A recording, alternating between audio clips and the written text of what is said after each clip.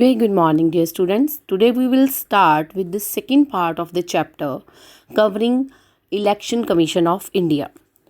So, Election Commission, it ensures free and fair election by the following ways. Election Commission keeps a check on the roll of money. Election Commission decides where polling booths should be set up so that electorates are not required to travel a long distance.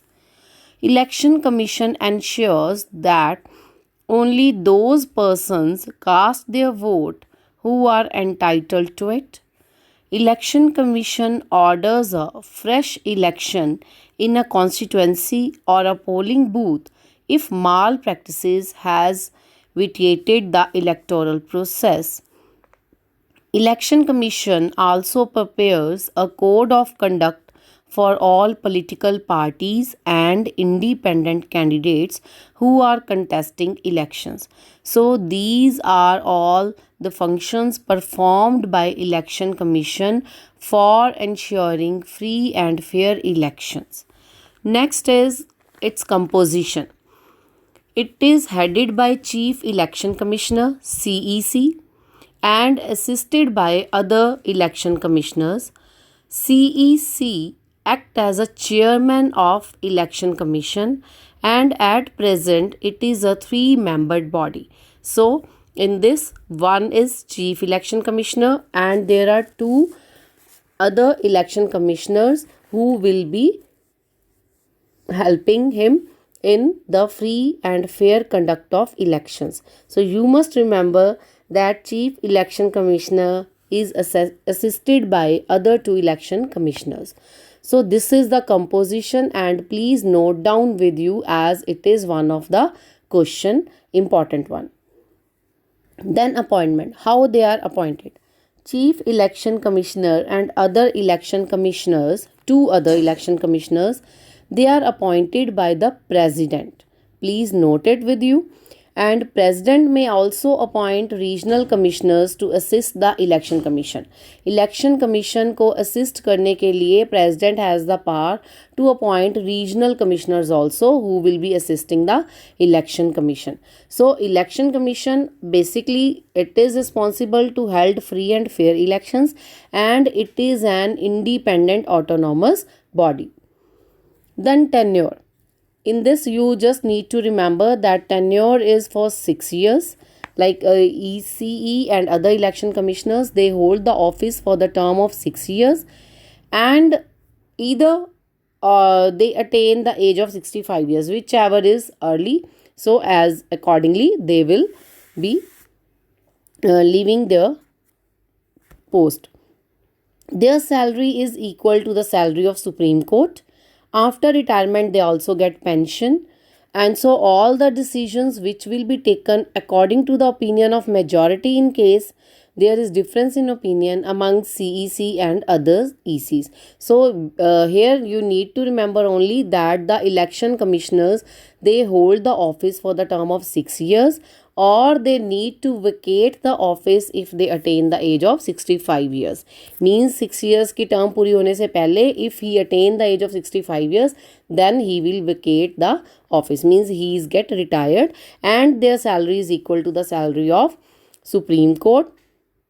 Then powers and functions of Election Commission. This is very important 6 marks question. Preparation of election rolls and photo identity cards. Number 2, recognition to political parties. Number 3, allotment of symbols to parties and independent candidates. Then conduct of elections in a free and fair manner.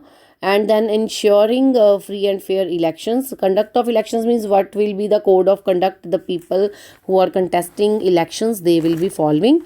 And lastly, it's disqualification on grounds such as being of unsound mind or holding office of profit, etc.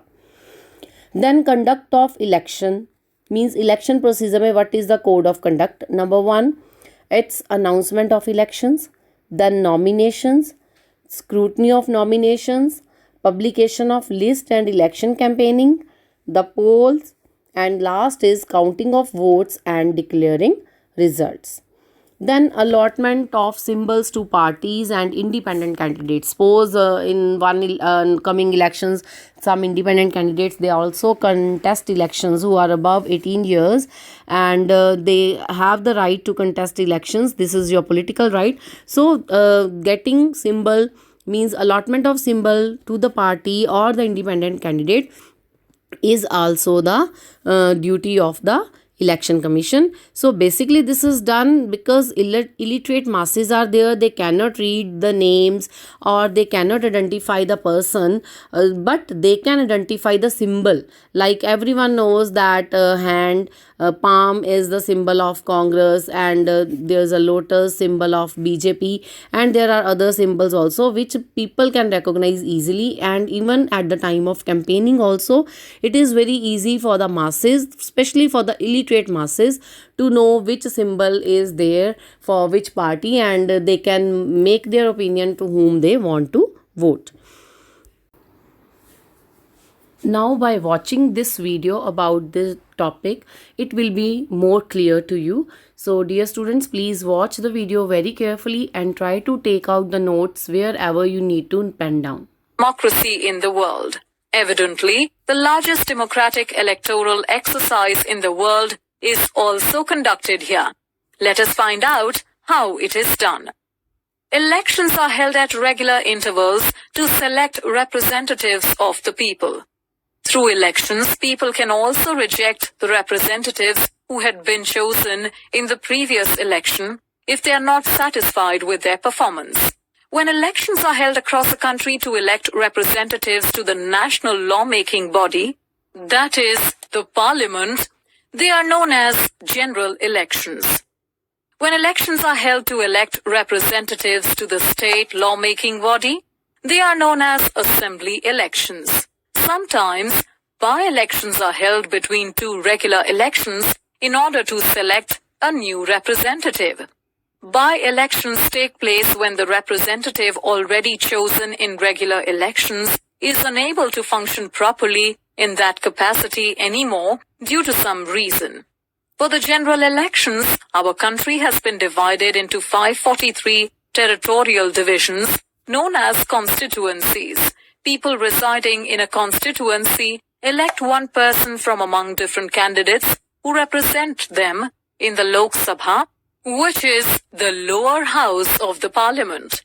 For assembly elections, the states are further divided into smaller constituencies, and a representative is elected from each one of them to the respective state legislative assembly. Some constituencies are reserved for weaker sections of the society who cannot compete with other candidates due to lack of resources such as money, social status, influence, or because of their gender. Weaker sections include scheduled castes, scheduled tribes, and women.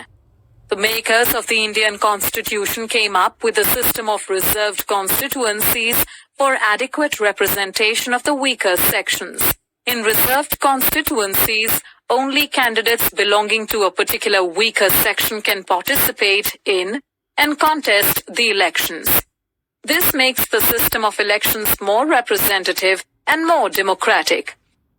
Once the demarcation of constituencies is done, the electoral roll is prepared.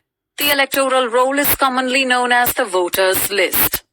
The electoral roll is a list of all the people in each constituency who are registered to vote in the elections. Only those who have their names on the electoral roll are allowed to vote. The electoral